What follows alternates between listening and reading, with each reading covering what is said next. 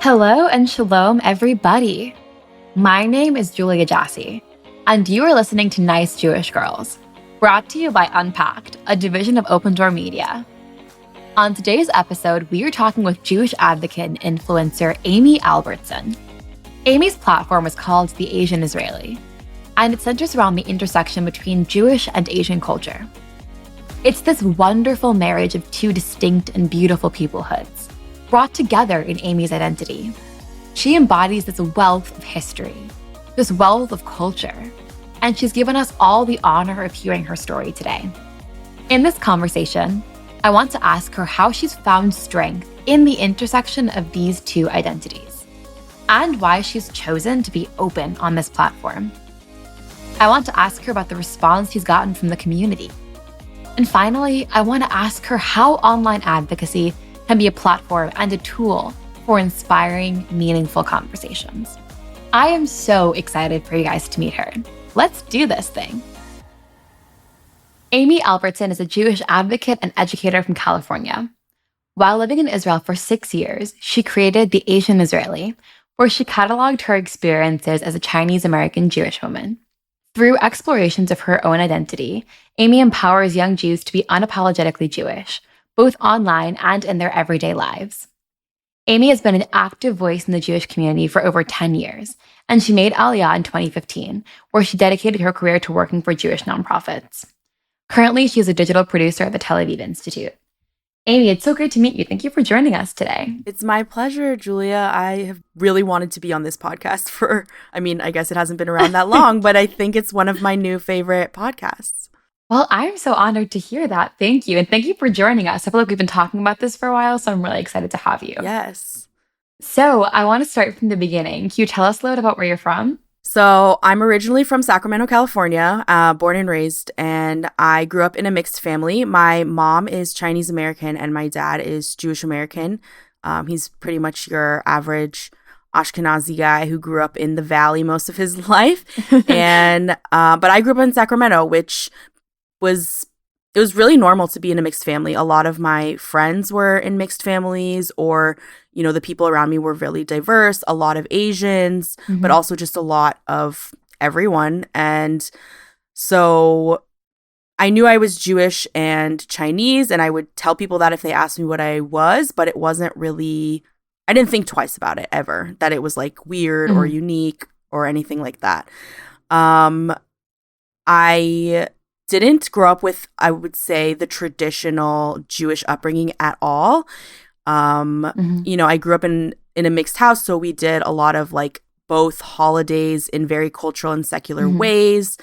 And my Jewish grandmother she lives in Berkeley, and she's a self-proclaimed atheist Jewish woman, right? So she's really not into religion and God necessarily, but being a Jewish woman is really important to her, and we definitely did Jewish things, and it was important that like I knew I was Jewish. But I didn't go to Jewish day school. I never went to synagogue until I was an adult. I didn't know that I had celebrated Shabbat until I was an adult and celebrated it again and was like, oh, I think we did this before. And our holidays looked very different than most people's. But yeah, in general, it was just my parents were very open about me exploring what I wanted. And so, yeah, Judaism, the religion, I would say, wasn't really a big part of my life. But I definitely identified as Jewish, even if I didn't know what it meant. And so now you are really, really vocal about your experiences coming into your identity. How did that shift? What kind of was that moment for you that made things change? So it's actually a really interesting story. So I went to Catholic high school by choice. The only private college preparatory schools in Sacramento are Catholic. And so I was really academically inclined. And I said to my parents, like, can I go to this high school? So as I was in Catholic high school, we had to study religion, and I went to a pretty liberal Catholic high school. So we learned about world religions. There was a whole unit about the Old Testament, which obviously was from a Catholic point of view. But that's when I started to think about things like religion or think about these stories. And I knew I had Jewish roots. So that's when I started to really get interested. And yeah, for my 17th birthday, I asked my grandma for a Magen David. So that was when I got my first Star of David necklace. And then when I went to college, that was kind of the natural time to explore. Not that I wasn't allowed to explore or pursue Judaism as a kid. It's just like it was a little bit before social media and like Google being so accessible. So, so it wasn't like I could just Google things and find it, find where to go. So anyways, in college is when it really kind of happened. And my first stop was Hillel. And I mean, Julia, you know firsthand about, Jewish activity on campus, obviously. That's your work. Absolutely. And yeah, so I went to Hillel, and that was kind of my first Jewish home. And that's when I really I made a lot of friends who became my best friends and really immersed myself in a Jewish world. I went to different synagogues in Portland and met with different rabbis to see where maybe my home was going to be. And I ended up at Congregation Shari Torah, which is a great conservative synagogue there. And I ended up working for the youth advisor and basically learning with these kids that I was helping to teach. And it was really great. And that's kind of where it started. That's wonderful. It's really cool, too, to hear this story because you talk about academics being something really important to you. And it seems like that's almost the way in which you came into Judaism, through learning about it from a super academic lens. And that's something that I can really relate to as well. Like for me, I grew up pretty secular. And I've been getting more in touch with my Judaism over the past few years and going on this journey of it. And a lot of that started with going to college and taking classes and seeing that there is an academic interest in it, and that leading to there being a more cultural interest in it too. So I think it's an experience that I can really relate to personally, and I'm super intrigued by. So now one thing that you've done is you've created this platform where you talk a lot about your experiences, the parts of your identity that are universal in the Jewish community, the pride that you have for being Jewish and now making Aliyah and being an Israeli. You also talk about the parts of your identity that make you particular, like your experience with being a Chinese American Jewish woman and the strength and empowerment that you've drawn from that is so beautiful to see.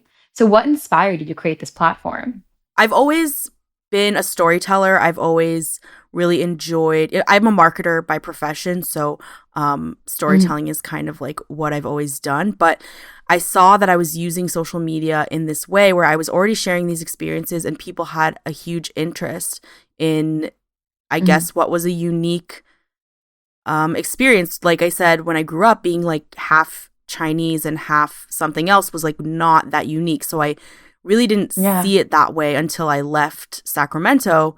And then as I went to Israel, it became even more, it was even more interesting for people because there aren't that many Chinese American Jews, I guess, and there aren't really that many in Israel even more. So as I saw people having this interest and having a lot of questions, I was like, I am really good at sharing this and people want to know and I have what to say. So let's do it. And it was actually born on Yom Kippur.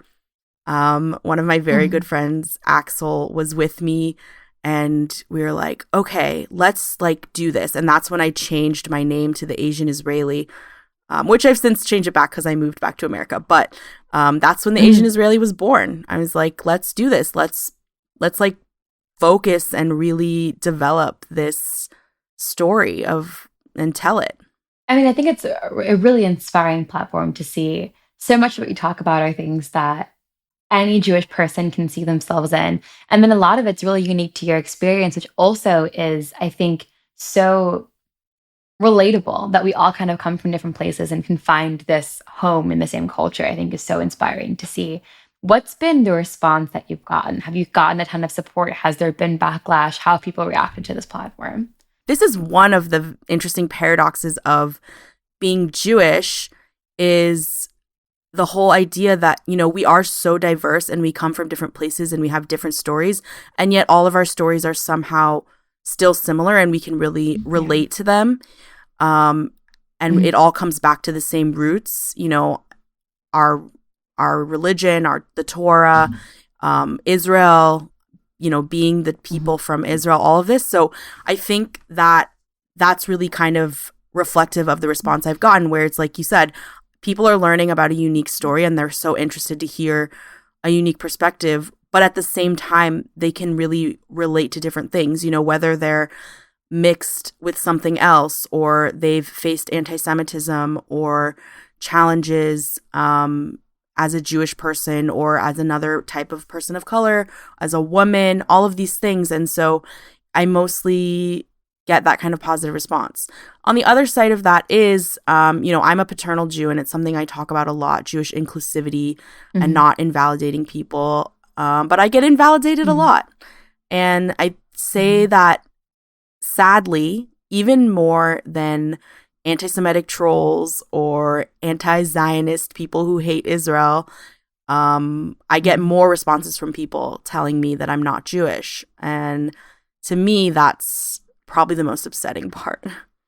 That's horrible. How do you react to that? How do you, because you've continued this platform for a long time and you have this image of so much strength and so much pride, even when people are being absolutely bigoted and horrible. How do you remain strong in those moments when people are saying things that are really hurtful?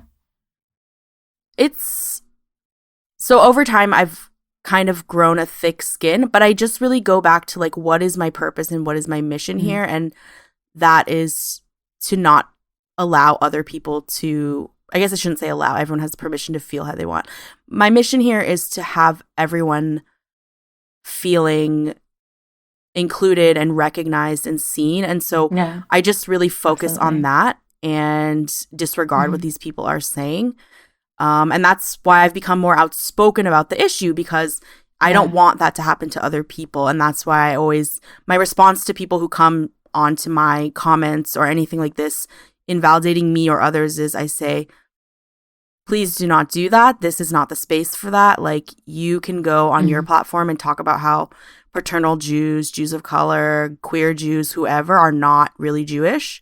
But this is my page and this is my community, and here we don't do that. So that's kind of just how I deal with them. Absolutely. And part of you having a public platform and a public profile is that there are plenty of other young Jewish people who are looking to your platform and are seeing themselves in you. And the way that you respond with strength for them is such an inspiration, and it's really empowering and exciting to see. Have you had any stories of people who have seen your platform and have seen themselves in it and have people reach out to you with that sort of inspiring message? Has that been something that's been impactful in your work? Yes, and that's honestly what fuels me to keep going. Is I get a lot of messages. Yeah, for every negative message, I get, 10 positive ones. And I get a lot of messages, especially in the recent escalation in Gaza.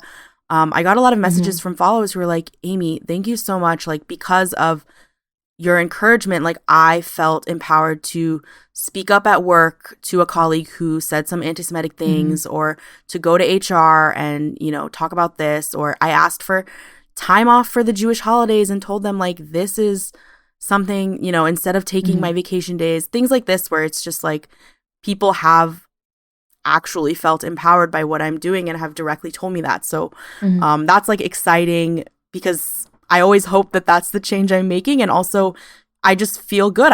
That's what I want for all Jewish people. Absolutely. And it comes back to this idea that, again, we all live in different parts of the world, different backgrounds, different family experiences growing up, but we're not living in Israel, and the country wasn't built for, like, the holidays, the schedules, everything. It wasn't really necessarily built around the Jewish calendar, which is part of living in the diaspora and will always be, and that's okay, but it presents a certain number of challenges. And that universality of that experience, I think, A, is something that brings together the Jewish community, but B, is something that also brings together minority communities in general. Learning to live in a place and make that place for you, I think, is part of the exciting progress that we're hopefully going to make in the future. And I think part of the hope for what America can be one day, which is a place that all minorities feel like they are included, and you're being a part of that change, which is really, really exciting. And one thing you talked about a little bit earlier was the difference living in America and living in Israel. Can you talk a little about that, about the experience, especially given that you come from a mixed background? It's not necessarily as common in Israel. Sure. So there's kind of two sides of this. One is, one of the biggest reasons I loved Israel so immediately and wanted to make Aliyah was that Israelis have such a different Jewish identity than American Jews, or probably just diaspora Jews in general, which is they feel Jewish all the time. They don't feel that they need to do Jewish in order to be Jewish, right? Like over half of Israeli society, the majority is what would be called secular Jews. They don't find themselves to be religious. And that's because they exist in a Jewish society where, like you said, they don't have to do anything Jewish. They just are by default of being a Jewish human living in a Jewish society. And Americans, on the other hand, I find always feel the need to do Jewish to feel Jewish. I did a Masa program before I made Aliyah, and our Madricha asked us, do you feel more Jewish in Israel or in America? I was the only person in the entire group who said, I feel more Jewish in Israel because I can just exist and be a Jewish person. And everyone else said, well, in America, I just do so many more Jewish things. They actively would, have to have Shabbat, go to synagogue, do all of these things that in Israel they didn't have to really do because they were just existing. And I thought that was such an interesting kind of shift in perspective that I saw. It's interesting too, kind of what you're touching upon there, almost like the cultural versus the religious impact of it, how kind of culturally based on what you were kind of explaining, in Israel, you felt like a lot more culturally connected to it. Whereas in America, a lot of that culture comes from like the religious places. So you connect to Judaism when you go to synagogue, when you go to Shabbat dinner. Whereas in Israel, that was everywhere you looked. So you kind of had that implicit cultural connection to it, no matter where you went. Exactly. Like Shabbat is going to be Shabbat in Israel, whether you like it or not, because you're in Israel. And the Hagim are the Hagim. Not like here where, everyone's going to celebrate. Well, not everyone, right? The major parts of society are going to get Christmas off and celebrate Christmas. And here you are like, oh, but that's not my holiday. So, yeah. But it also goes into identity of just feeling like being Jewish is part of your core being at all times. Like by merely existing as a Jewish human, you're being Jewish, if that makes any sense. And I feel like in the diaspora, or for a lot of Americans, we don't necessarily carry ourselves in that way or perceive ourselves in that way. It's like, oh, being Jewish is this part of me that I turn on or turn off when I'm doing Jewish things or I'm with Jewish people. And that's something that I really want to shift, I think. That's like a message that I am really trying to put out, because I'm learning how to be an American Jew now, right? Like the majority of my Jewish years, you could say, were in Israel, where I just got to exist and be a Jew. And now I'm in America and I'm like, oh, do I need to do a lot more Jewish things? Yes, I do them to feel connection. But I also really am trying to embody that idea that like I'm just a Jewish human being and I can't turn it off, and I shouldn't turn it off, and I shouldn't hide it either. Absolutely. And talking about that kind of last point of learning how to be an American Jew, one thing that you also do is you coach people how to use social media to share their own stories. What's been the inspiration for that? How we talked about a little bit earlier on the value that you find in stories. What's been the value you found in the stories that other people are sharing as well? I think part of why I love the coaching is that seeing other people and hearing their stories is what empowers me, which I think is similar to when I share my story, it empowers others, right? So helping people do that brings me the most joy. And I've been doing it for a long time, so I guess I have a lot of skills and input on what to do. And yeah, I want everyone to feel empowered to share their stories. It doesn't need to be a Jewish story, but whatever it is that they have to say, I feel like social media is this blessing and a curse where it does give people that autonomy to share themselves. And what have been some of those stories that you've heard from others that have really shifted the way that you see the community? I think just hearing a lot more stories from intersectional Jews, which is really also, I've made a lot of friendships from this. But, interacting with, for example, the Empress Mizrahi, who is a Persian non-binary Jewish drag queen, and they are someone who's become a dear friend of mine. And I've really been inspired through their expression of themselves just unapologetically. And, you know, they also face a lot of challenges. And so it's stories like this where I just realize I'm not the only one. And those are the people that really inspire me to keep sharing my story. Absolutely. And I think the more that people do share their stories, the more we're inspired to talk about our own experiences too. And it's this kind of beautiful cycle that hopefully will just continue. Which really brings me to another question. The past year, during the pandemic, a lot of people have kind of shifted to being more online. And as we've shifted to being more online, that's kind of given us almost exposure to different stories that we never would have heard before. I know that a lot of us probably wouldn't be in this space if we hadn't been kind of stuck in lockdown and looking to share, and looking to learn, looking to form community in a time when it felt very isolating. How do you hope to see that continue to grow? How do you hope to see this online access to different stories continue to become a positive part of our community and our lives and as individuals and together? A couple things. One is that I hope that, you know, I don't like this term influencer. When people call me an influencer, I've learned to kind of own it because I guess there's no other term, but same here. But everyone is an influencer, right? Like anything. Yeah, it feels weird when someone calls you that, but at the end of the day, if you're influencing people, I guess that's what you are.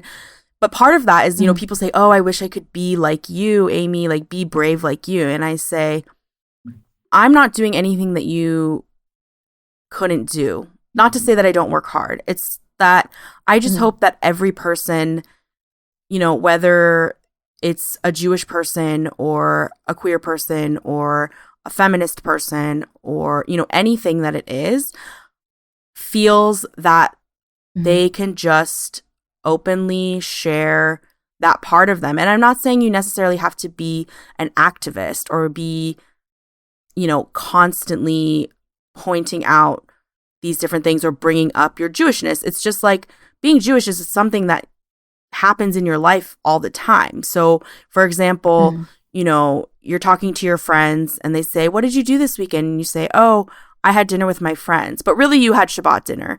And why don't you just say you had Shabbat dinner? That person's then maybe not going to know what it is, but they're going to ask you like, "Oh, Shabbat, is that a Jewish thing? I didn't know you're Jewish." And then you can talk about it. Or, "Oh, what's Shabbat?" And then you tell them, "Oh, it's a Jewish thing." And you tell them about it. And that's kind of where we get this exposure to real Jewish people versus all of the anti-Semitic, you know, garbage that they may have heard in passing or funny jokes that they heard about Jews. And then the second thing that I really hope for the online community is we've seen that this is how information spreads. So now it's up to us, because we can see that the platforms are really not regulating this, is that ethical piece of, like, journalists, where we do our due diligence to research the information that we put out. We aren't spreading misinformation and these kinds of things. And I understand that it generally is a lot bigger from, you know, the anti-Israel and the anti-Jewish side. But I think part of it is that we have to hold ourselves at a higher standard. And so I just hope that kind of the entire online community really realizes that as content creators, we hold that responsibility. Absolutely. And I think that really transitions beautifully into our last question, and the question that we like to end every podcast here at Nice Jewish Girls on, which is kind of the purpose of why we started this podcast. The hope was, we're in this time of immense change, and the biggest, most helpful thing in my life has always been access to mentors. And for lots of young women, they are never going to have access to a lot of the people we've had on the show to talk to them. And maybe they're an expert in a field they never considered and they want to hear their story. So the hope is that through the show, we can give people access to mentors in every field, from every background, so they feel inspired and empowered to own their own experiences and their own stories. So that really transitions to our final question, which is, what's one piece of advice that you want to give a younger listener listening to the show right now, about navigating the world as a Jewish woman and how to do that with strength in spite of anything that's thrown your way? I've been waiting for this question and anticipating it. So I think I just want everyone to internalize the thought that being Jewish is an amazing, beautiful, and positive thing, and we should never be afraid to show it. I understand that anti-Semitism is scary and all of that, but you know what? We are who we are, and hiding, as we know, didn't make a difference. So I think being proud and displaying every piece of ourselves, which includes our Jewishness, is, you know, I want to see more of that. And I don't want people to feel that their Jewishness is a burden, because it's not. Your Jewishness is not a burden. It is not something negative, even when people make you feel that way. It is something beautiful and positive, and you should share it. Amy, it's been so wonderful to speak with you today. Thank you for joining us. I feel like we could talk for hours, but it's been so great to hear your story. Thank you for sharing it, and continue doing incredible work because it's inspiring so many people. Thank you, Julia, for having me. And I also am a big fan of your work. If only there was Jewish on campus when I was on campus. Thank you. The hope is that it will be for people who are listening when they're on campus. So let's hope so. Thank you. Amy's story is incredible for so many reasons, not the least of which being the way it's continued to change. She searched for herself in so many places, and boy, did she find herself. And she became so empowered in her identity that she realized how deeply it demanded to be represented.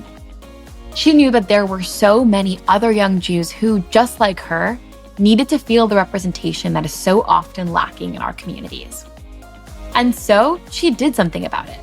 And of everything that we've gone through on this podcast so far, that's the thread that ties each of our guests together.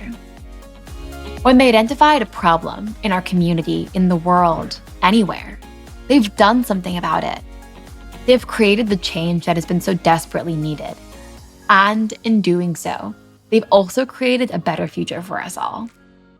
And this, my friends, is where we'll leave you for today's episode of Nice Jewish Girls.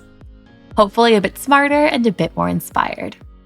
Before ending, some personal information to share.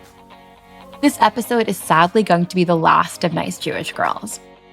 It's been a great honor hosting this show, and I've loved every moment of it.